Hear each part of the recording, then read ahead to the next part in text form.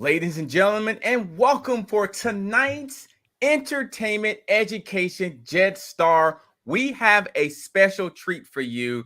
And let me go ahead and change this just a little bit. This looks a little bit better. Welcome. I'm Adam Shelton, the host of tonight's AMA, and we have some news for you. We have the new CTO. Is that correct? That's right. That's absolutely. I want to introduce him, and as well, we're going to ask some questions. We're going to give more information in terms of what's coming up with Jedstar, and of course, we do have a pre-sale to talk about, and it should be happening less than 24 hours, my understanding. So let's get into this. So, sir, welcome to the AMA, and how are you doing today? Thank you. Pleasure to be here. It's great. We're also counting down literally by the minute to the pre-sale. As I think you can see in the Telegram group, there is actually a countdown that's running at the top. So it's all very exciting here. Absolutely. And yes, one thing I want to know, how to pronounce your name. What's the pronunciation? It's Kayesh. Kayesh. I love it. Kayesh. Kayesh, ladies and gentlemen. I always want to know because you don't want to like butcher the name in the beginning of the situation. So how are you doing? Like, tell me, what brought you to Jedstar and how did you get involved in this type of business? So it all began with a small discussion between myself and Josh, where we were talking about how we wanted to bring crypto to the masses through gaming, because I've been working on a separate gaming project before as well. And so there'll be an announcement about that too, coming down. Oh, nice. And so based on the common vision, we found that actually there's a lot we can do together. And with my technical background and Josh's business acumen, we thought it'd be a great idea for us to begin moving forward together. Absolutely. Yeah. I mean, and so you're saying your background, how long have you been doing what you've been doing? How long have you been involved in this type of business? What you mean, technical businesses? Mm-hmm. For as long as I can remember. I think even when I was in high school, I was producing like technical startup things that in one of them, we got a takedown notice from the police as well. So it was all quite exciting. Nice. Okay, man, that's pretty good. So you've been involved in this for a long time. So this ain't nothing new to you as well, right? No. I mean, technical stuff for me is second nature. I've been working in technical roles and founded technical companies, literally, like I said, for as long as I can remember. My degree was in artificial intelligence and computer science. So for me, it's a passion that I've stayed very close to. Nice. That's really good. What school, like, what actually place did you get it? So my university was the University of Edinburgh. Oh, interesting. I actually heard of that. Yes, I actually heard of that. Yes. You are a really smart man, If you're going there, you pretty smart. Guys, I also did some time with UCSD in San Diego, which is UCSD, the University of California, San Diego. That was also a lot of fun. San Diego is beautiful. It's beautiful. Is that La Jolla? Is it La Jolla? Yeah, La Jolla. La Jolla. Guys, it's beautiful there, La Jolla. I spent some time in La Jolla. Absolutely beautiful school. And but the school that you named, yes, you're a pretty smart guy, man. That's awesome. That's awesome. Cheers. So I do have some questions for you, and if that's okay for me to ask those questions to you. Go for it. Yes. So the Medium article, it says that you bootstrapped a Web 2.0 SaaS company into a multi-million-dollar profit. My question is that what are your thoughts on what is happening now with Web 3.0, and will Jedstar as a gaming blockchain company be involved in this, be with this? I mean, that's exactly the target, right? So I think Web3, we're at the very early days of Web3. It's almost like seeing the web back in the day when it was being created, where, and there's some famous, I think, quotes you've seen from luminaries in the tech space, which have said, nobody's really going to use the internet. The internet's a solution looking for a problem, right? All that sort of thing. And today we just can't imagine ourselves without it. I really think that Web3 is this sort of foundation, and it's more than just blockchain, right? It's about it is this whole notion of decentralization and one's own identity and being able to control that. So I think Jedstar is sitting at the center of this for the pieces of entertainment and art appreciation, right? So I think when you look at what people do day to day, almost everybody is a gamer of some sort. Absolutely. And Yes. the whole concept of cred is to be inside that space and enable that space, bringing on non-crypto, non-technical people as well. Because if you look today, you still have to be relatively technical in order to be able to make stuff happen properly. That's Right? true. Everyone's still asking for guidance on how do I use MetaMask, how do I do this, right? So really one of our goals is to be able to make this a lot easier. And welcome, Josh D, to the stream. Welcome, my good friend, my man. Hey, Adam. Hey, Cash. It's been a while. Hey, How you Josh. doing? Yeah, absolutely. We were just kind of talking about the Web 3.0, and we were just going involved into what roles Jedstar will be involved in this, talking about gaming, introducing new CTO to the team. He's a smart dude. He went to the La Jolla. All right, I won't interrupt you guys. Sorry about that. Everything just started to restart. No, absolutely no. I'm glad you drop in. Can you continue as well? I think no. Sorry. So yeah, no. It's I think just in terms of summarization, where I think cred sits inside this space, it's really about enabling everybody to get involved and to really own their own engagement with gaming, and for artists to actually be able to get the direct benefit of the relationship with their users as well. Right. And Josh G, what are your feelings with this new movement with cred and everything that's about to happen here? I mean, it's really interesting, right? I was just having this conversation with some people in our community today, because they were talking about cred's price, they were talking about a potential NCP, and I was like, and I was telling them it's really hard for me to really have an idea of what a market cap or what a price is going to be like, because we're all looking at the lens of today, right? What crypto could be, and when crypto is literally its infancy, like 4% of the global population is only crypto, and I remember those days when people were, when Bitcoin dropped from 200 to 40, and people was like, why are you still holding it? It's never going to pass 500. I'm like, okay. Right. But so we really, it's really exciting, a bit scary at the same time, but I think a lot of things to look forward to. Yeah. There's a lot to look forward to. I'm actually looking forward to the pre-sale of Jed. We'll talk more about that. But it seemed like every time you guys come on here, it's always some really good news. The last time we were talking about SkillGaming, and now we're introducing this really smart gentleman here. And I got another question to ask you. I've got one more question to ask you. Adam has never called me smart once. Well, you know you are. I mean, so yeah. Oh man, but I mean, you the man. You the brains behind the operation. So you have been in blockchain for many years now, based on the information you explained to me, and were there many hacks and rug pulls back in the day? And this is a new, phenom. It's been around. What do you think we can do to better protect against them in terms of rug pulls and hacks?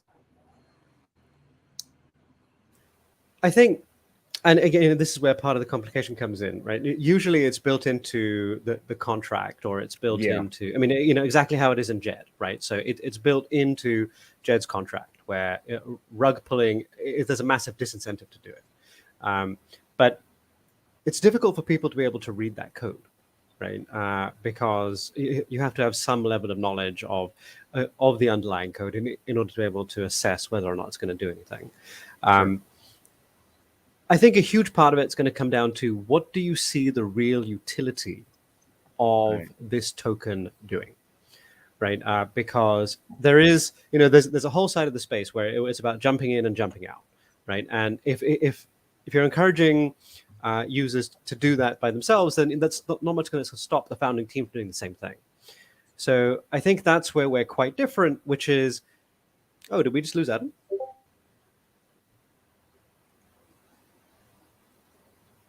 Okay, well, until he comes back, I think one of the most important things there.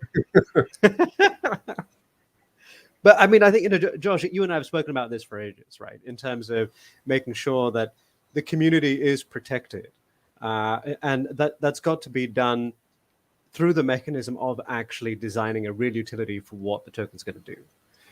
So if you can't see the vision for the coin, then I think that's where there may be some difficulty.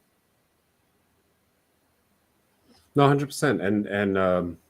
And again, this is one of those conversations that we are constantly having, and especially with those who are really new. And it's and I get it, because there's so many rug pulls, there's so many scams out there that obviously when somebody comes in new, they're like, how can we trust you guys? And I guess the if you want to be straightforward, the right answer is like right now it's difficult. It's through time, really understanding the team, really understanding what we're doing, because like you say, they can't read the code. They can only know intentions and further utility. But on our end, whether it's code side or even with what we're doing with the credit pre-sale or regulation in terms of the regulations that we're trying to meet, we always put priority as safety as being priority number one for the project. That's for sure. Yeah, absolutely. I mean, and I think the community knows that we're spending a lot of time on the security and compliance and making sure that even from a regulatory point of view, right, we have external governance as well, right? So I think it's important for our community to continuously get those updates as well, so they know how we're different. Yeah, and it's interesting the websites that are out there right now, because some people do send us links on like there's stuff called like, I don't know, I think it's token scanner or rug scanner. I can't remember what. So there are a few things that are sort of ticks and crosses, right? And one of them is like renouncing contract, locking liquidity, doxing of admins. And I mean, the doxing one is always the funniest one, because I'm like, obviously you don't own Bitcoin if that's a requirement for you, but that's another conversation altogether, right? Because Bitcoin is technically decentralized. But then renouncing of contract does not mean, I mean, for me, renouncing of contract could be one of the silliest thing. Like you wouldn't be able to upgrade your token as technology evolves if you totally renounce your contract, for example. Yeah, but that's another conversation altogether. I think we have some questions coming in from the chat. So we've got Miss. Oh wait, it went out. No worries. You get a good coffee. Yeah, everything went back, and then now I use my desktop, my laptop. So always a backup plan. Wow. So well done. Well, continue. Yeah. Was you able to continue what you were saying? Yeah, no, we did. So we were talking about how to protect the community and where we think we're different, and how people, and the question you asked, which was really around how do we protect people from when they're buying in from rug pulls. Right. So Josh and I went over some of that too. I think there's another question inside the chat from Mr. Aslan. Oh, let me see. We get it. This one right here. What is the strategic value add to Jedstar with the new CTO? So I think this is the question for the CEO. So I'll let Josh take this. Whoa. That's a tough question. Yeah, no, I'm just joking when I say it's a tough question. I mean, it's obviously what's the value add? It's huge. It's a huge value add. So one, it helps. I mean, Cash he's barely joined a few days, but I think you've aged by a few months, right? One thing, it takes a whole load out of me. That's one thing, so that I can focus on the other side, the other side of what Jedstar and Cred is going to be. So that's one, and obviously it's about. Even though Kaish and myself we know each other for years right now, it's he's obviously one of the best, I think, suitable for the role as well, because not only is he really early in crypto, I mean, he doesn't think he is, but compared to many of us, 2014 is still, I think, considered early to be in crypto. And then second, he's into gaming and he understands gaming, and he already sort of have this sort of same vision of having mass crypto adoption through gaming already, even before we met. That's on top of the whole set of skills. So it was, to me, it was like a match made in heaven there. If I don't know if there's anything that you want to add, and I don't know if I missed the first few minutes and if you talked about this, but like basically what you're doing in terms of I don't know if we can use the term like free cash. I don't know if we can already start using it. Oh, you're dropping announcements early. I'm going. Yeah, I'm going there. I'm going there. I'm going there. Yeah. That's a really good. Go ahead. They're used to me just dropping random stuff. Oh, yes. I mean, obviously, man, but you bring a lot of value. I mean, you bring a lot of value to the team, and they basically want you to understand, hey, we need you. And here's another thing I want to ask you. There was another question I want to ask you. Is that here? I'm going to make sure. I didn't hear the last part. You're talking about the rug pulls, and you said something to do with the contracts. Can you repeat that one more time? Because I was writing down some information. That last part. Yeah, sure. No, look, I was just saying that contracts are really difficult to read, right? So especially for those which aren't technical. So the goal has to be around understanding what the utility of the token is. And if you believe in what it's going to do, then the next thing is to begin looking at the team behind it, right? So if you think you can trust that team and believe in that team in delivering, then that's really where you should get your confidence in from the token. Got it. And then my other question is that in terms of, have you been involved in any type of that before? Like, have you been involved in any situations like that you had to take action, or you was on the other side of that? So, I mean, the thing that keeps me up at night is security, right? So I actually spend a lot of time reviewing stuff before I jump into it. So I've fortunately not been subject to a rug pull. I think I've always managed to determine which projects I want to get into, but I know Josh has been involved or seen them, right? And unfortunately suffered as a result of them. So yeah, I mean, like, it's obviously not a pleasant experience for anyone. And I think we want to make sure that our community is protected as far as possible. Absolutely. Josh, how about yourself? Have you been involved in any rug pulls or anything like that? I never asked you that question.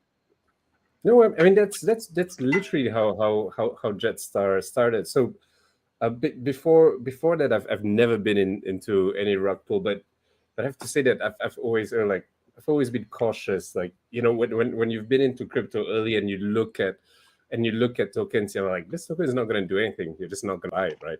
But then there's a new breed of token that just comes that just came like recently, like, especially with SHIB and following SHIB, where a lot of the utility is sort of bootstrapped, and Jedstar is pretty much the same. Like, it all starts with sort of vision, getting a community together, and let's build that token together. And it's from there where, and this reminds me a lot of the ICO days, in 2016, 2017. If you remember, it's like everybody's like giving you all these promises. Yes, I remember that. And no matter how much due diligence you can do, I mean, it just happens.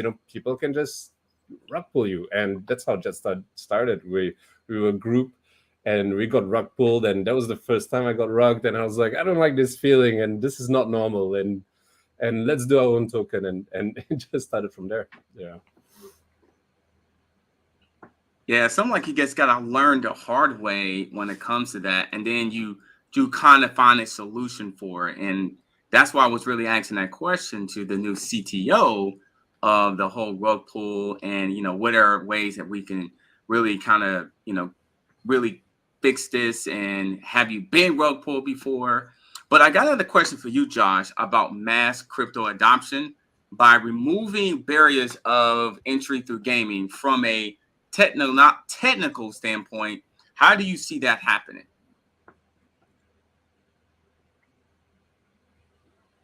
The question is for me. Sorry.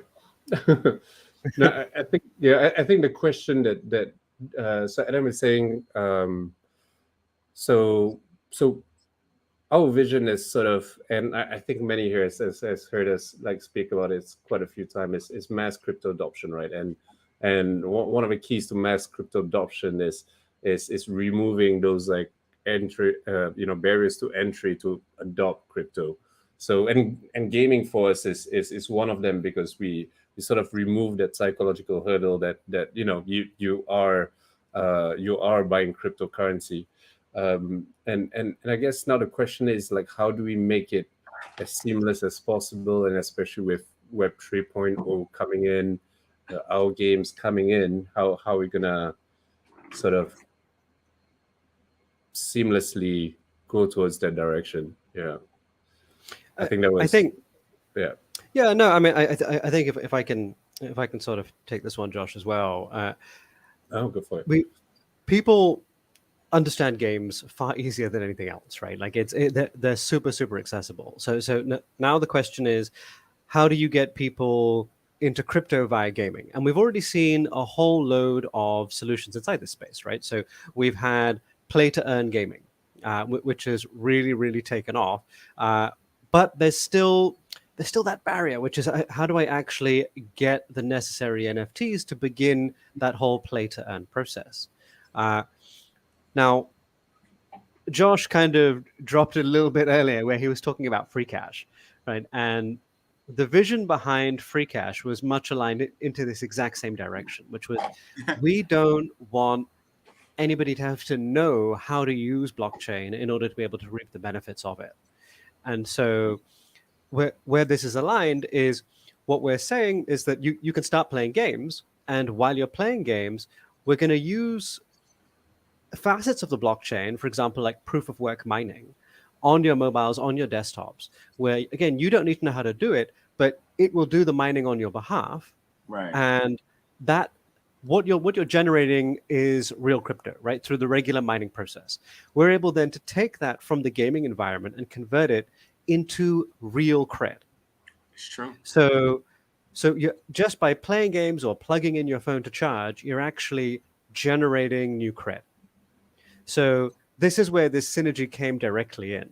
And I think we'll be dropping more information over the course of the next couple of weeks around how free cash and cred are going to work directly together, hand in hand, in order to make sure that even if you don't have any money to put in, that's exciting, man. That's so launch exciting. an app and you can become a crypto player. Wow, that's so exciting, that free cash mixing with cred.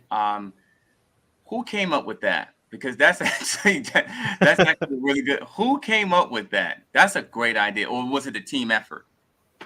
So it happened when Josh and I were talking about actually doing stuff in crypto gaming together, because Josh was saying, look, I'm building this. And I said, well, I'm in the middle of building free cash as well. So why don't we put them together and come out with this formidable solution, which will not only start by getting into the gaming in our community, but we'll actually go to the casual game players as well, right? So this will be people that like playing the really popular games just to pass time on their phones. Now you can pass time and earn cred. Right, to free cash and super chat. And we've been talking about what is free cash. People are going to really want to know more in detail what free cash is. And can you give me something that you haven't said that what free cash can do? Or is there any plans to expand this actually? So the basic premise of free cash is you download this app, you start playing games, right? Mm-hmm. And that's it. And as a function of charging your phone or playing games on your desktop, you are generating credits. And you can then exchange those credits directly for cred, or you can use those credits to enter a lottery where you can win I think the starting up prize is around $500,000 worth of cred, right? And then you can also take part in NFT auctions with your credits. Ooh, wow. So straight from there, you can then enter the crypto gaming space, and you've never had to put $1 in.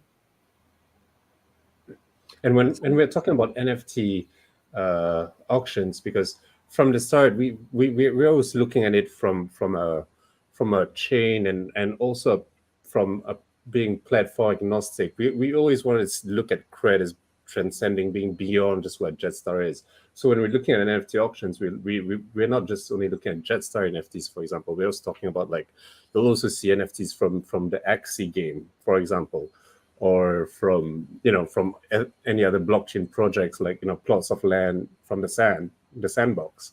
That's Right. that's actually how you actually play in free cash and able to win really awesome prizes on free cash. Yeah, that and I was just looking at your roadmap for a while, and it seemed like you guys right on pace on some of these things as well.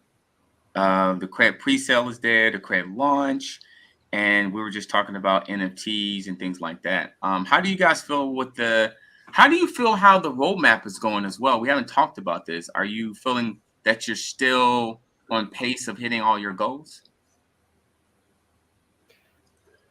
There's a lot. There's a lot in this roadmap, and It's a lot. I know. Go ahead.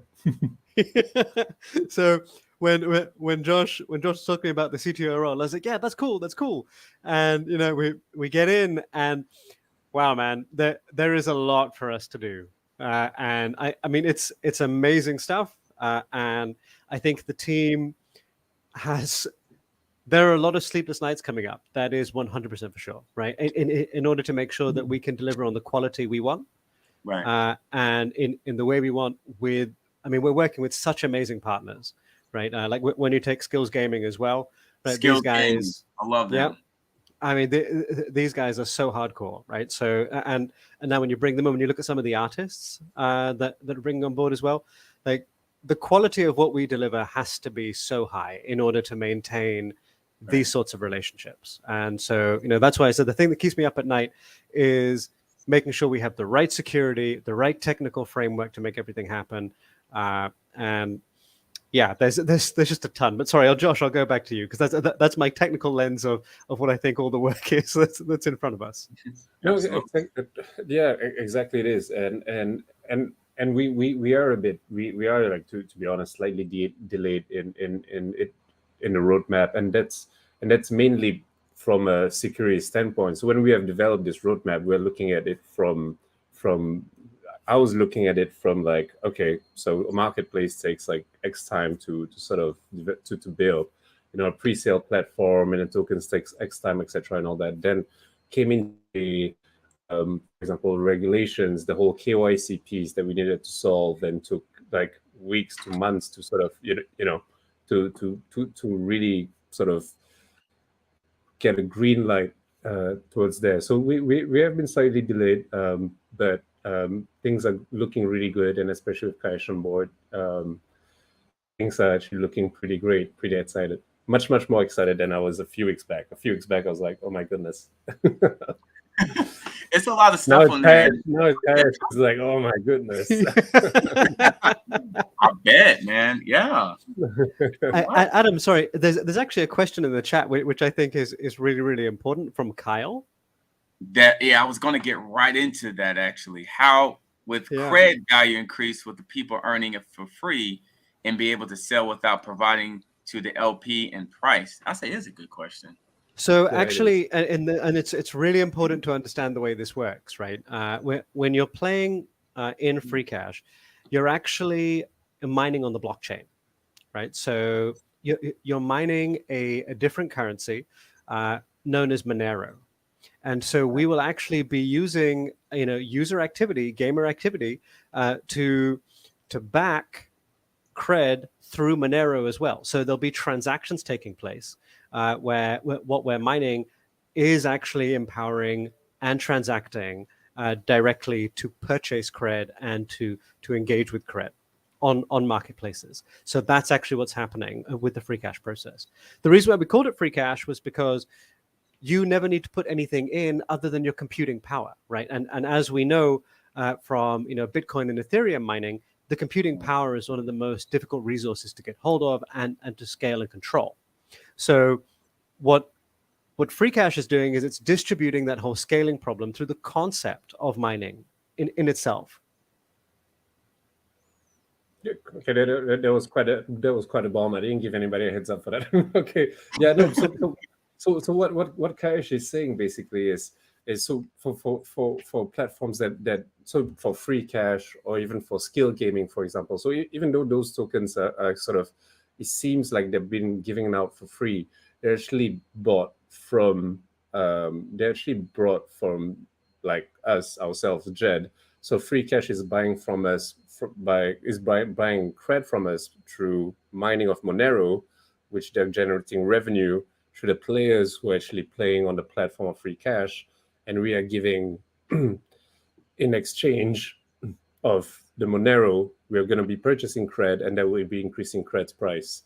So it's not just us pulling out cred out of the liquidity and throwing it to players. Cred will actually be bought, and the price would actually be sort of going up as more and more players engage with free cash, if that makes sense. Okay. Yeah, that does make sense. You broke it down. I mean, you broke it down where it does make sense. It makes it very interesting, really interesting of actually lining all that together. And there's another question. How will the cross-chain work with cred? This. Sorry, go on, Josh. You want to say something? I was actually going to say we're not going to reveal it yet. But if you want to give a tease, you can. Yeah.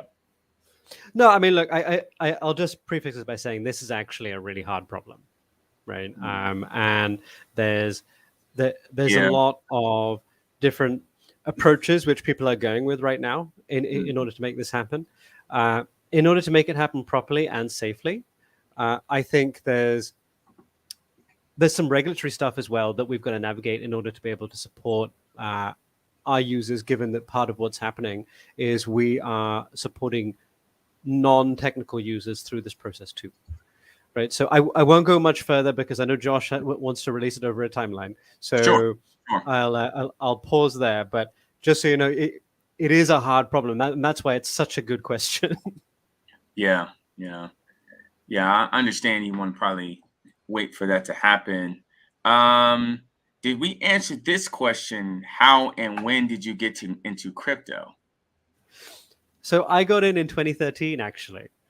Wow. And back then, so I read the white paper, the original Bitcoin white paper, and I thought it was amazing. But I didn't quite know how to get involved with it because I'm based in Singapore, and there wasn't really much of a Bitcoin base here back then. And actually, the way I bought my first few Bitcoin was I met a sailor at a coffee shop in downtown Singapore, and I had to go with cash in a brown paper bag, right? And kind of sit in a coffee shop and have this stack of cash, and just sat there with these two guys in a coffee shop on laptops watching the confirmations happen. That's crazy. Oh my God. So times have moved on. Wow. 2013. And back then it was around, when I bought it was around $400 or $500 a coin. Right? And back then I bought it at the peak too. Right? So I bought it at the peak of 2013. But once I had it, I thought, okay, this is amazing. But now what do I do with it? Because there was so little adoption here, and so I loved it as a concept, and I was trying to play around with it online. And it was super, super technical because the only real way to interact with it was the Bitcoin Core application, right, which was a super heavy full node application, right? So I've been involved with it since then and really seen it evolve so amazingly since that date. Very And in interesting. some ways, you were lucky that it was not easy to interact with. You must have probably would have bought a pizza or something. I heard of that story. Oh my goodness.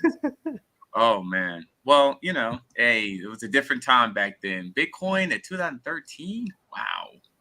Woo. What was there? Because I wasn't in it that early. Was it just Bitcoin? Was Ethereum around then? Ethereum was not around then. No, Wow. it was just Bitcoin. Ethereum came much later, actually. And what you've seen is that, I mean, even Vitalik, he was earning in Bitcoin right at the beginning, by selling blogs and stuff like that. I mean, Josh, I don't know if Josh has told you this story, but Josh was earning in Bitcoin, right, selling modded gaming units, right? So, no, I didn't tell anybody that. Yeah. What?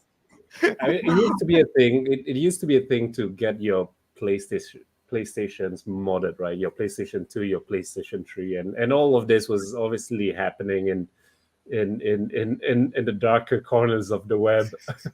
So Bitcoin was the token to go. Yeah, it was the currency to go. Sorry. Yeah, no. That's an embarrassing story. I think it's great, right? Because it speaks to really the whole concept of who we are, right? Which is crypto gaming since it was even before it was a thing. Right? Yeah. So I was selling gaming consoles. Yeah, that's how it all started. Wow. And then years later, here we are. Yeah. Proved my parents wrong. You sure did. I have another question here about the pre-sale. After the pre-sale, what will be the focus be? The Star staking or Agora? Or do we know? Or because there's a lot of work with the cred. I mean, that's obviously it's going to be a lot with that. I'll start to answer a bit. I guess Akash can add in. So, I mean, obviously, there's a lot, right? There's Star staking is one, and all these again, just like how the pre-sale the pre-sale has pretty much evolved from the way we sort of built it. Star staking is also in our minds right now, and the way we've already started building it, but it's starting to evolve as well as the way we are doing. But we've got a huge roadmap. Like my personal target is to have like 200 games out by end of 2022, and 200 games includes like about 100 over hyper casual games in partnership with SkillGaming. We have 2 mobile games that we've just announced. They're pretty exciting. We've just started brainstorming about them. So one, it's going to be a kingdom builder, like Clash of Clans or a Rise of Kingdoms. Another one would be sort of a battle arcade style, like Arch Hero. And obviously we have our flagship games, which are going to be the CCG and what we call now the meta MMORPG. But that has always been on the roadmap, and that's always been always on my mind, looking at how we're gonna develop it. But then on the back end, what's under the hood, from when we started as a vision to how we were growing and to now bringing Kayesh on board, that whole whatever's going to be under the hood, that's totally changed, and change for the better, obviously, and especially in terms of our North Star of mass crypto adoption and people being able to play games, and especially look at us. We don't want to be seen as the blockchain gaming company. We want to be seen as the gaming company that you just play your games and like, hey, there's crypto coming in, and this is where Kayesh's expertise really sort of if you want to talk about it more on what you think on what our vision is, and how you're going to add on to it, Kayesh. No, sure. So I think really, as Josh is saying, right, the vision here is how do we enable everybody to get involved. So the technical direction that we're going in is we want to put users in control. We want to give them the ability to acquire, navigate, manage, all of their NFTs, all of their crypto. And there was a question earlier on how you're going to make it cross-chain and stuff like this. Actually, I think cross-chain is one of the complications, but also there's the whole concept of saying, hey, how do we take all of these Web 2 games that are currently in existence, which currently have a lot of players, and how do we bring them into Web 3? Right. So the goal of Cred is to be able to make sure that we can bridge these universes. So I think in terms of our focus, yes, there's going to be a focus on making sure that the underlying technical components or everything we're building are feeding the community in terms of its activity, but also growing it, right? I think growing our community, the gamer base, and all of this is fundamental to everything that we're doing. So I think Josh and I have fairly ambitious visions, right, of essentially being the currency of games.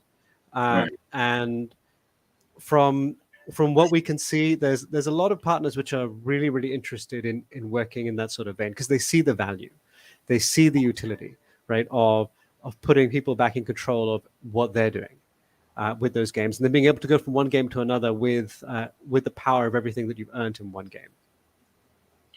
This is an amazing question here. Could you please shed some light on how Web 3.0 will help Jedstar games?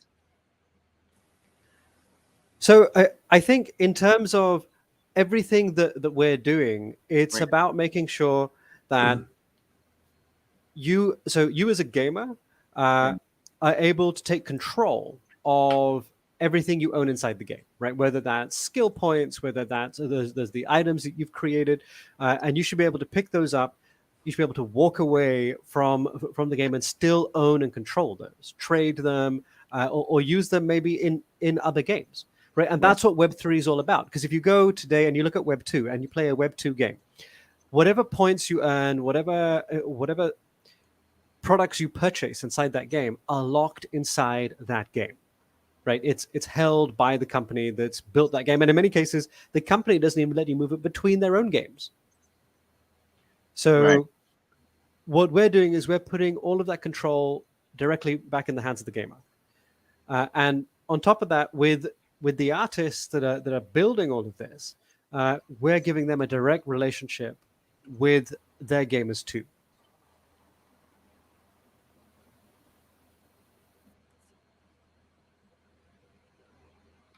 Still there? Yeah. Still there? Yeah, can you hear me? Oh yeah, I can hear you now. Sorry. You kind of went out at the very, very end. So sorry. My point there, in summary, was just that Web3 will allow us to put the gamers back in control of everything, right? Along with the creators. So really removing this whole centralization of ownership, right? It now comes back out to the gamers and the artists themselves. I love the fact that it's the gamers first. Like you're putting the gamers first and doing what's best for the gamers. And I love that. I think that's the word that Josh and I come from. Sorry. Go on. Yeah. And it's really key because when we look at it, I mean, and obviously it's not me shilling other projects. It's when bringing down other projects for that matter. It's just to compare how things are working right now and how we believe they should be working from a gamer's perspective. So one, pay to win or pay to play, that's big no to start with, right? And that's where the concept of free cash and whether it's SkillGaming or even our other games, it's you can come with 0 cred or 0 fiat and you can already start playing the game and you earn from there. So that's one. Some games you actually need to pay an NFT. Like recently just played one game and I have to buy the NFT first, which is a few $100s. Then I have to pay the gas fees, which is another $100 to get my NFT on the game. Then after that, I start playing the game, and I don't see where I'm going to start earning. So that's so pay to win or pay to play is definitely not the way to go for us, and definitely not looking at. And then second is that whole concept right now of having to, it used to be the day where I want to play a game, I just log in, and this is going to be the big difference and why people are like really adamant or thinking twice about playing a blockchain game. It's like, I want to play League of Legends, for example. I go to the website, put in my email, put in a password, download the game, or if it's online, I just play it. I just straight away play it. But boom, I play it. Now we're thinking about you need to create your user profile, and then you need to collect your wallet. So for somebody who doesn't have crypto yet, but who is a gamer, they're like, what is MetaMask? What is a wallet? I need to create wallet. I need to have crypto. So this is something that we totally want to avoid, and we were sort of thinking, what is the best way to avoid that first step where people can just come in, put in their username, put in their password, and start playing and start earning cred without even having to have a MetaMask wallet, for example. Like totally removing that out of the picture. So that's really, and I think that's where Web 3.0 can really help us, and that's where bringing Kai in with his expertise can help us on the back end, create that sort of bridge to remove totally that barrier for entry for gamers and users. Yeah, I mean, I think and as Josh is saying, right, the vision that we're building towards is this whole concept of being able to say, imagine that your identity is your wallet, right, or your phone number is your wallet, right?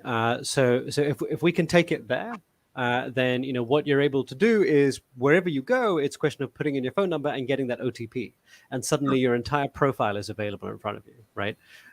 So like it's this sort of thing that we want to bring it to, while also protecting the user and their interests and maintaining decentralization at the heart of that. Very interesting. Do you guys see any competition with this whole model? Any competitors out there?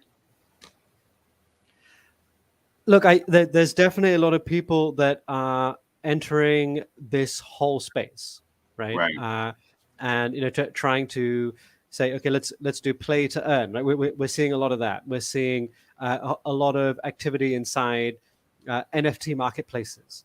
We're seeing, I think more recently we're seeing the whole world of buying real estate NFTs inside virtual real estate worlds, right? So we're seeing all of this happen. I think because the space in general is so young, we're going to see so many different people coming in with so many different ideas, right? I think from my perspective, and the reason why I joined Jedstar was, what is the longevity of the vision, right? And like, what are we looking at?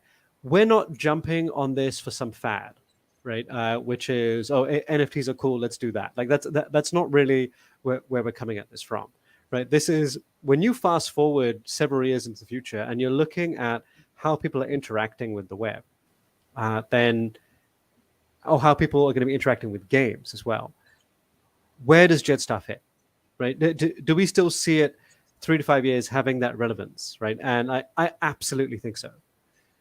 So will we see competition along the way? Of course. I mean, if we didn't, it would mean that we're in the wrong place. Sure. Right.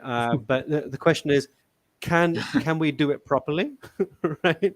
And do we have the community as well to help us really reach those goals? And I think our community is amazing. I think that they're such massive supporters and they're so strongly behind us. And so I think with that, we can jump leaps and bounds. So absolutely. Yep. Sure. And for me, I think the biggest competitors are not even, I think that they either one, don't exist yet, or two, they don't realize that they can be competitors. So the second bucket is mainly the gaming studios or the gaming developers who don't know that they're actually, because and it's really hard for them to be able to compete. Like they're huge machines that for them to make these sort of agile decisions that we are able to make to really adapt to the market or even to new technologies, they won't be able to do that. But like, for example, and people could compare us to like, for example, Axie, for example, but it's totally not the same, because they are focused on a product, which is their focus on their game, whereas we are focused on a vision and a service, which is the currency as a service, the platform as a service, and then we have products that would use this service, and products that's beyond just what Jedstar is building, what other people are building as well. So I don't see any competition. Really. I don't really see it. There's some companies that have elements, but not the package you guys are creating. No, there are some good projects out there that have some great ideas. That obviously we're always watching what they're doing. I have to see them. I haven't. You know what? Come to think of it, yeah, actually, yeah. There's one or two I can think of now, so I take that back. Yeah, there are some out there. Yeah. But look, competition is good. It's healthy. Yeah. Right. Good, good. Yeah. Because it like I said, it really means that we're looking at a space which is hot, right? And if you look for everybody, right? No, absolutely. But I mean, if you look at all the buzz coming out of the Valley right now, I got to say there's so much happening around Web3 and what Web3 can enable in so many different areas, right? And so I think it is natural for us to see competition. It means that you're going in the right direction, you're in the right space, and now what you're competing with is the excellence of execution, right? That's our job, right? So that's the community, that's the partners, that's us behind the scenes, right? That's really where we got to be. Right. Scott asks, Jedstar will list on tier 1 exchanges. I think he was just kind of just saying that. Let's see. And then we have the cred. Would you like to talk a little bit about the pre-sale that's happening tomorrow, literally? The cred public pre-sale launch. Would you guys like to give the thoughts on this? And I know there's a lot of work behind the scenes of getting this done, at least getting this going. There is a ton of work that is continuing to go, and as we speak, there's so much work happening right now. It's going crazy right now. Yeah, I mean, what's happening right now is we are doing extensive audits on every single piece of the infrastructure, right? So the smart contracts we're making sure are reviewed by 2 independent groups to ensure that they're doing exactly what we want them to do. So straight after this call, I've got another couple of meetings for the output of those independent audits as well. I got to say that I told you at the beginning, right? And security is what keeps me awake at night, right? So we're doing really extensive reviews of what's going on here. And Josh, don't strangle me, but like if I've got to take measures to make sure we're protecting, and if that means I take some calls that say, okay, it's going to be an hour or 2 after the countdown, right? Then that's 100%, yeah. Security is the most important. So yeah, absolutely. That's why. I mean, yes, take your time and make sure that it's done correctly. But I'm excited about this pre-sale. I mean, especially with all the components that's being through here. I've been asked about the pre-sale, how to get the pre-sale. Will I have enough time to get the pre-sale? It's a bunch of questions, man. So it starts tomorrow at UTC 1700. And yes, it's quite a lot of FOMO. I'm literally receiving like 1,000 emails per day asking me, I want the pre-sale now.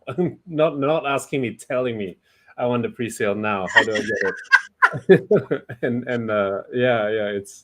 It's pretty aggressive. So I think there's a lot of excitement for it, and obviously we are excited to get it out and like take the next step further into developing, start staking our games, etc., and all that. But like I said, what's really the most important, because we're dealing with data, we're dealing with money, we're dealing with smart contracts. And you can't go back once you deploy a smart contract, right? So security and safety and security is paramount and is the priority, of course. Yeah, that has to be done right the first time. Absolutely. And it's 2 rounds of it. You have the VIP pre-sale and then you have the public pre-sale. Yeah, but today is just the public. Thank God. Thank goodness. I mean, I'm sorry, the public pre-sale. I'm reading that wrong. Whoa, man. Because I get messages all the time like, when is the sale? When is the sale? So wow, guys, I'm excited about the sale. Congratulations to you, Cash, for being onto the team. Josh, how are you feeling right now? Tired, but mostly Mostly very excited, a bit nervous, but mostly really, really excited because this is because really, well, Jedstar is the little is the little baby in the family, and will always, like, Jedstar will always be there and will always grow together. But Cred is really what's gonna really unleash, not just itself. It will unleash Jed, it will unleash Agora, it will unleash all our games. So we're really excited to get it out so they can really start the ball rolling, and you guys will start seeing more announcements, more exciting partnerships. So yeah, pumped. And Cash, any final remarks before we close it out and get things ready for tomorrow? Look, I just want to thank the community for really, really, really pushing us and saying, make it happen, right? We want it. The pressure is amazing, honestly. Like I really appreciate it. Good though, in a way, the excitement. I whether you be excited about something that no one wants to. Exactly, right. So like I was in the Telegram group the other day, and it was just nothing but cred. No, I'm loving it, and like honestly, like it's what makes the pressure so hot, right? So this is what's making sure that I'm having all these meetings, because I'm saying we've got this whole community of people here that we absolutely have to make sure are protected, right? Their interests are at heart, right? So that's why all of these discussions internally are happening. That's why we're bringing on so many independent reviewers. There's just so much. I mean, I got to say, Adam, before coming to this meeting, I've only had 3 hours of sleep, right? Because we were doing all the reviews into different parts of the platform last night, and I was hoping to get a nice 8 hours sleep ahead of today, but I don't think,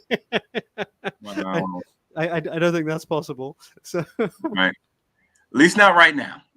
There's work to be done. But you'll eventually sleep. You'll eventually sleep. The words. Yeah, at some point. Yeah, you'll sleep, maybe on Sunday. Yeah, maybe on Sunday. I sleep every Sunday. Sleep every Sunday. We pick a day to sleep of the week. So, all right, guys, we'll close things out at the 1 hour mark. Everybody, thank you for coming here. Get ready for the pre-sale. Congratulations on your opportunity here, and I can't wait to come back. I'd love to come back and do a review of how things went. That would be great. Do a review of how things went, and then maybe start talking about the next thing if it's possible. Sounds good. Yeah, sounds like plan. All right, thank you guys, everybody, and we'll see you next time. Cheers, Adam. Thanks, Adam. Bye. Thank you.